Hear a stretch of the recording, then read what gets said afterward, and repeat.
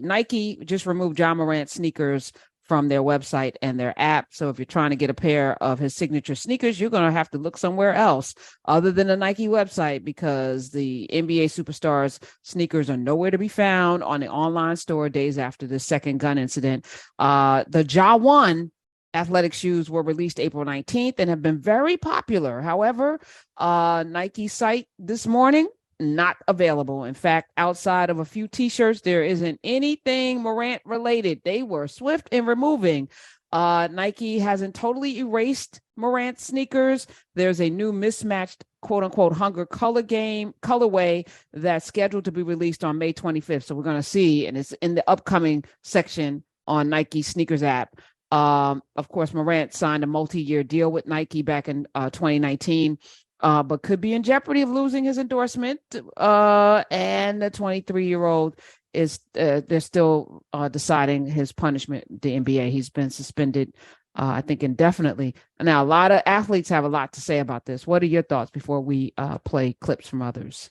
Buck around and find out. Did you come from the Gilbert Arenas school of thought? What the hell happened? Well, did you not see what happened to him? Well, he didn't even wave him around on Instagram. He just brought him in a bag. And he did pull it out. Didn't he pull it out on somebody in the locker room? But I thought he was like really doing a bit. And like everyone, like someone was like, "You're not going to bring a gun in." And then he was like, "Okay." And then he brought all these guns in, which I'm laughing about now because, you know, a few guys were like, "Oh, he told you he was going to bring it in." This is like Jay Morant was like, "I'm very serious about this gun." You know what I mean? He was not doing a bit. Gilbert pulled a gun on a teammate, but it was in a fight. They were arguing. That's a little bit. I don't know. Really? I don't know. I thought it was kind of like one of those like, I don't know. He got into an argument and then approached him over a gambling debt. Gilbert refused to pay, and then Critterton pulled the gun, and then Gilbert pulled his gun. So there's a bunch of guns being pulled out in the locker room. Yeah, the NBA locker room is dangerous, apparently. Who knew? Apparently, well, Gilbert's doing great in that 3-man league. Ice Cube's league. That is crazy. In the 40 and older league, yeah. Oh my gosh, yeah, that didn't end up being too. This is crazy. What is he doing, Jay Morant? You're.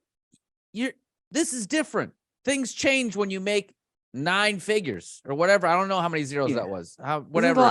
It doesn't matter really. I don't even think the amount matters. I think if he made $1 million, it would still be problematic for the NBA, because this is a league that prides itself on, a certain kind of. This is a league that instituted a dress code. This is a league that won't let people show up however they want. There's like, the shorts have to be a certain length. The sneakers have to be a certain color. I was watching Air, and they fined Michael Jordan because his sneakers were red. It's like we are, this is that league, and we know this is that league. See, I hear Sirius is the same way. Smiz brought that gun last time. You're not going to do that. Nobody on Urban View has guns like that. I think you're off.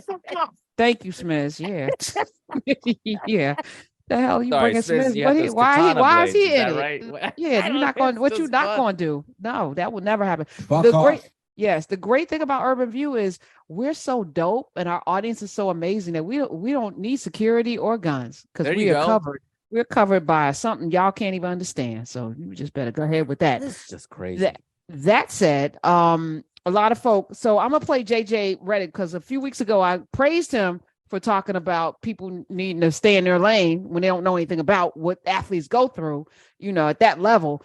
But here's his comment around John Morant. And I feel like a lot of folk who look like me agree with this. Too many, in my opinion. But before I play it, I feel like JJ Redick is going for the Hebrew Israelite Black support. I'm gonna put it in that category. I see what you're saying. The rabbit hole YouTube watching Black support. Yeah. And I feel like JJ's leaning into that because he's getting, especially because he's on with Stephen A., who's an actual Black man. Yes. So Stephen A gets some, some hits sometimes because his ideology doesn't line up with them. Actually, it does. It's very conservative with a lot of us who are conservative. We're just not with the Trump thing. Neither is he. But sometimes his opinions land in such a way that people are like, "Oh, how's the white guy?" So the white guy tends to lean in, whether it's Max or JJ, because that's a great audience to have because they're very vocal. So I feel like he's caught the vapors. And so he's gonna always kind of now lean in on the side of the Hebrew Israelites because he's been getting a lot of. You don't find that positive, suspicious? I do, Smith. Yeah. Yes. A lot of positive response because he's been like Yes. over indexing. Yeah. So it's like it's like social media where he's getting likes and now he's craving them. Yeah. So I feel like that's where he is right now. So I'm gonna play these clips. Play this first one. JJ Redick. As far as we know, all of these things have been investigated and no law has been broken. I'm not condoning the behavior. I'm not saying there should be no punishment. There should be consequences. You are the face of the league. You are representing the NBA. You are a role model to young kids. All of that. I don't think half a season is the right answer. And the last point I want to make is you bring this up, the guns on social media. We talk about consequences. Look, in our country right now, gun culture is pervasive. It's pervasive. We've got mass shooting after mass shooting, and nobody's doing a damn thing about it. So I get why we're so sensitive to this right now. But there's no consequence for Greg Abbott telling his constituents that they should go buy more guns, and then we have mass shooting after mass shooting in Texas. There's no consequence for an elected Tennessee official to send out a Christmas card holding AR-15s with his young family, and then there's a shooting in his very district. There's no consequences to that. So why are we trying to lay down the hammer on a 23-year-old who didn't break a law? Explain that to me. What? Now he just What? Okay. What? So no, but then somebody's like, yeah, that's what I'm talking about, JJ, because he didn't, and he's black, and it's just another way that the white man is doing something to the black man, and that's why JJ got it. JJ could come to the cookout because that's what I feel like is happening, So that's crazy. Stop conflating. I usually love JJ's stuff. I like his podcast, and he's a good interviewer. He's usually on point, but this is such a false equivalence. It's kind of mind blowing. You're talking about a political figure whose all of their stuff has to be about the Constitution and all that stuff. Here's a good example. I interviewed the president of the Anti-Defamation League years ago, and he gave an example about free speech. And he said, yes, you could say the N-word or the slur for Jewish people in the street that is protected speech. Hate speech is protected speech. But if you go into a restaurant and you stand up on your chair and you scream the N-word or you say the slur for Jewish people, you are going to get escorted out of the restaurant by the manager. So that's what's happening here. You are in the wrong context. You are in the wrong room. You can't do that. Oh, I just lost a lot of hope and happiness for JJ. That's a bummer. I feel like he got caught up in the vapors. That could happen. Yeah. It happens to a lot of people. He's like, okay, I'm reading on social media because if you go down certain rabbit holes, his replies. You go into comments. That's the argument, right? What they? He didn't break a law. Yeah, that is the argument. And no, he didn't. So here's how we're gonna get. Here's how 2024. This is how he was about to be like go. Iraq. Yeah. We were in Iraq and Afghanistan. Right. We didn't break any. Right. It's like right. Sorry. Right. I said slavery was legal. Yes. Like, where are we going? Like, this is stupid.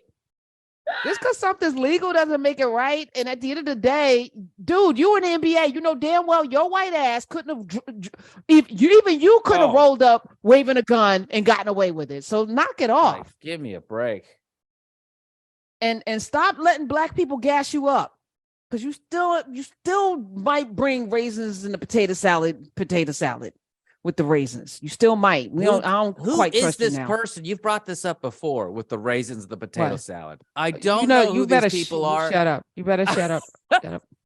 Really? You've never heard this? Are you trolling me? No, I'm Persian and I married a Japanese woman. We have different potato salad approaches, apparently, and I've never been at a barbecue with someone putting raisins in the potato salad. Right.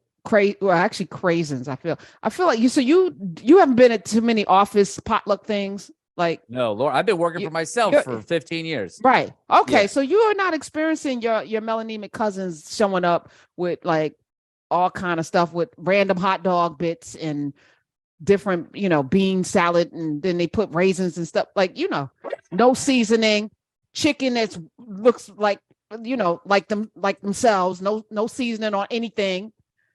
Man, I'm happy I haven't experienced that. Thank God. You've seen them cook, cook on like in the sink. And you haven't seen these videos, people making stuff in the sink? I heard about someone that made a steak in their dishwasher, sous vide it. See, this is what I'm saying. So you have all these random things happening out there in the culinary world, and then it makes its way to the office in a potluck.